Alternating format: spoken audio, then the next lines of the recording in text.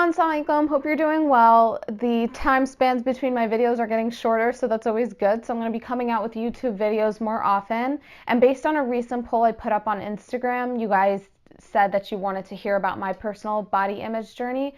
The last video I put up was a body image challenge. If you haven't seen that, go check it out. But it's basically a challenge I put out before Ramadan because I wanted you guys to get the opportunity to improve your body image during the holy month or just any month of your choice if you're not a Muslim or a practicing Muslim. So today we're going to be talking about my personal journey, and the reason I wanted to discuss it is because I went through an evolution and my body image didn't improve overnight. It's honestly been a lifelong journey for me, and it still is something that I'm trying to improve, and there are struggles that I'm still trying to overcome till today.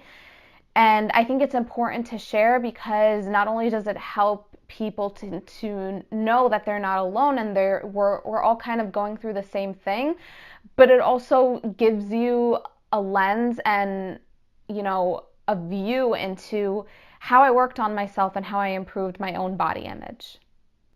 So I had an awareness of how my body looked from really young, and I remember thinking or hoping that my body would develop in a certain way even before I hit puberty in like second or third grade.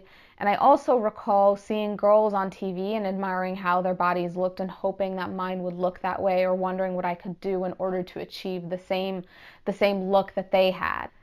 And even in middle school, I have memories of pinching my stomach or comparing myself to random girls that I would see in person. And I was always a small girl, but I feel like in a way this made the problem even worse because as people commented on my body, I felt a desperate need to hold on to my thin frame, and I was proud of my fast metabolism, and I ate whatever junk food I wanted because I thought that because I didn't gain weight, it was fine.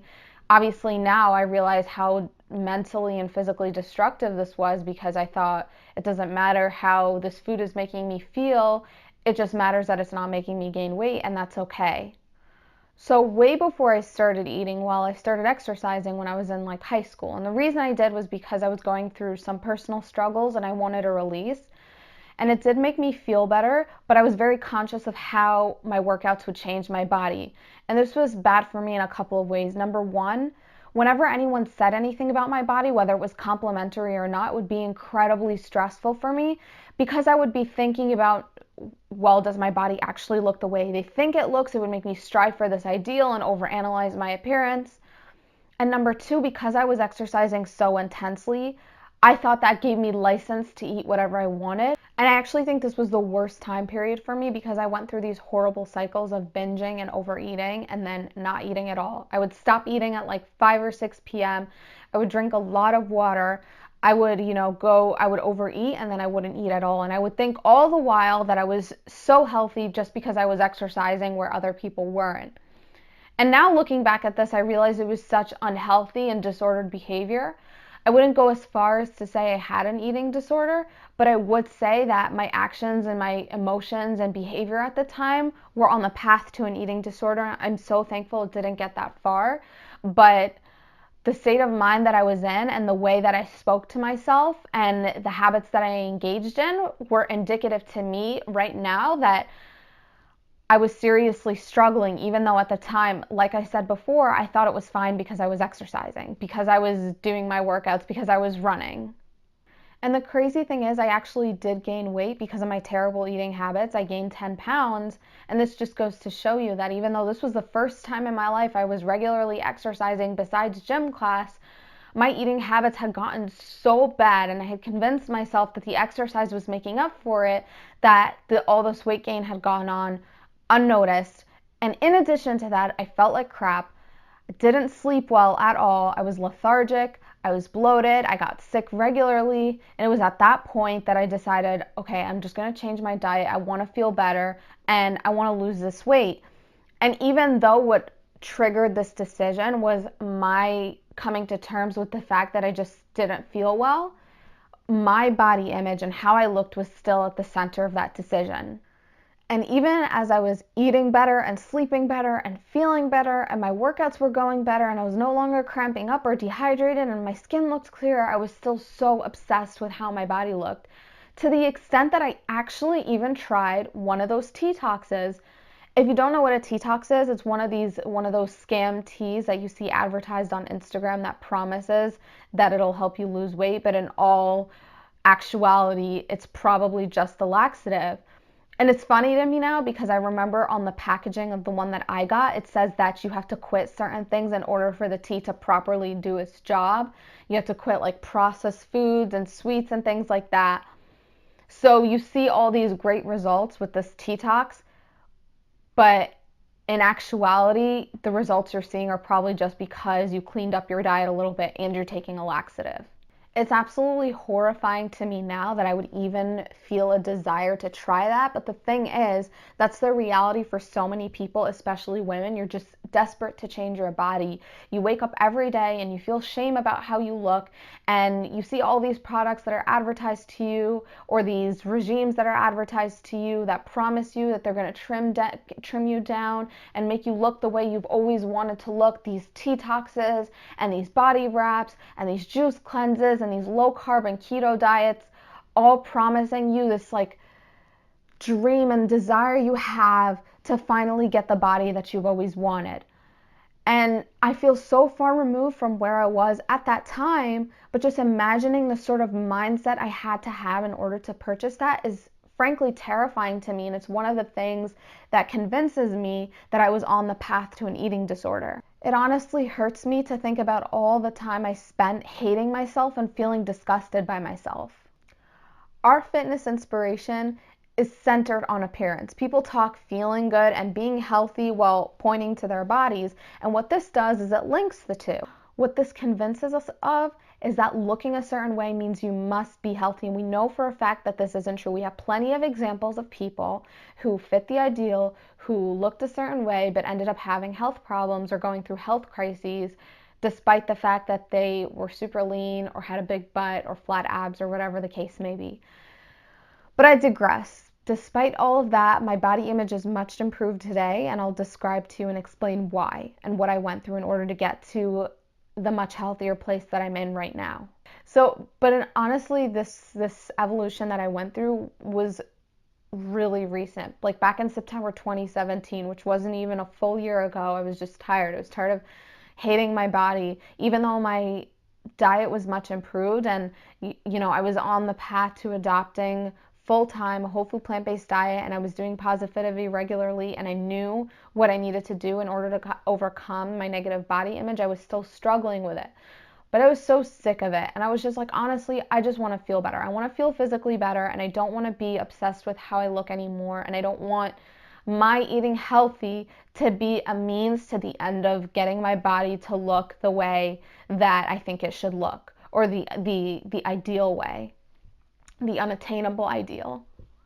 So what I did was I spent a full 6 weeks on a whole food plant-based diet. I had a half marathon coming up in October, and one of my goals was to just feel really great for that half marathon and run a good race and just eat the best I possibly could without checking to see how my body looked. Completely stopped weighing myself on the scale. Stopped checking out how, my waistline looked in the morning.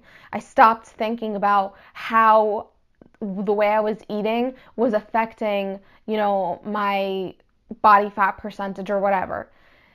And honestly, it was a really humbling and eye-opening experience because I could just, for the first time, fully focus on how I felt and center that and center my health and not think about how the way I was eating was changing me physically.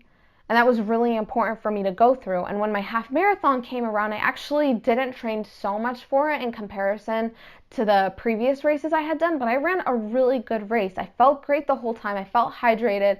That was the first time I didn't stop a single time during a half marathon. I didn't even stop to walk. I just ran throughout the whole thing, and I felt great doing it, even though the last 3 miles were all uphill miles. And thankfully, this was a huge turning point for me. Now, I'm not going to say that my body image is fully improved or that, because of this experience, I was 100% healed and this is what you must do is go through like this 6 weeks and you'll be completely changed and rejuvenated.